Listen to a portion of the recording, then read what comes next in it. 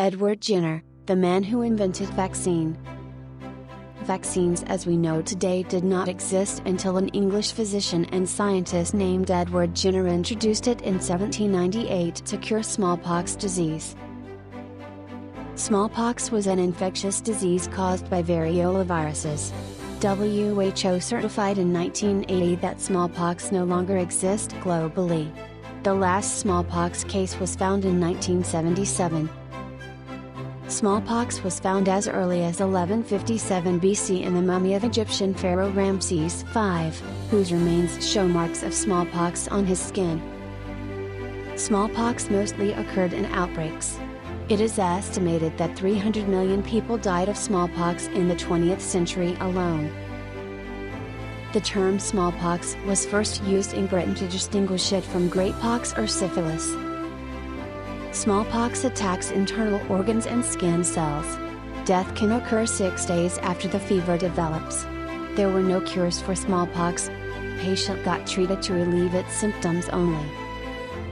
Since the 10th century, the Chinese had used inoculation to prevent smallpox. In this method, the physician took liquid from smallpox wounds and applied it to the skin of healthy people in the hope that an immune reaction would develop. In some cases, this process succeeded, but in most cases, patient got infected instead, which made the disease spread even further. Inoculation technique was first introduced to the West in 1717 by an English aristocrat named Lady Mary Wortley Montagu, who observed this method during her visit to Istanbul. She introduced the method to the Queen of England at that time, Caroline of Ansbach, and the method was widely used in England during the 1721 pandemic. Inoculation in America was started by a Boston reverend named Cotton Mather, who learned it from his African slave. He pushed this method to the local government, which then used it during the smallpox pandemic in 1721. Inoculation was not a safe process because many people got infected instead and died after the procedure. In modern days, after variola virus was discovered, inoculation for smallpox is called variolation. From the 1760s, a number of individuals, including John Fuster, an English surgeon, Peter Plett, a German teacher, Benjamin Justy, an English farmer, and particularly Edward Jenner, an English physician and scientist, were interested in using cowpox material from animal infection, to protect healthy human against smallpox. Cowpox is a milder version of smallpox, caused by virus from the same family as the smallpox's virus. It infects cows, cats, dogs, and human through direct contact. Edward Jenner is a physician who was born and practiced medicine in Barkley, Gloucestershire, a small town with a population of 4,000 people, located 102 miles from London. In 1796, a Barkley dairymaid named Sarah Nelms went to see a physician, to consult about a rash on her hand. The physician was Edward Jenner. Jenner diagnosed cowpox in her. She was infected by a sick cow named Blossom when she was milking it. Jenner had heard a circulating theory that people who had cowpox would be protected from smallpox. He thought it was a moment to test this theory. Jenner then took some liquid matter from Sarah's wound and scratched it into the arm of an 8-year-old boy named James Phipps. James is the son of his own gardener. Little James became mildly ill with cowpox but then recovered. Jenner proceeded his experiment by exposing the boy directly to smallpox a few months later. Jenner used inoculation technique he learned from Lady Mary Wortley.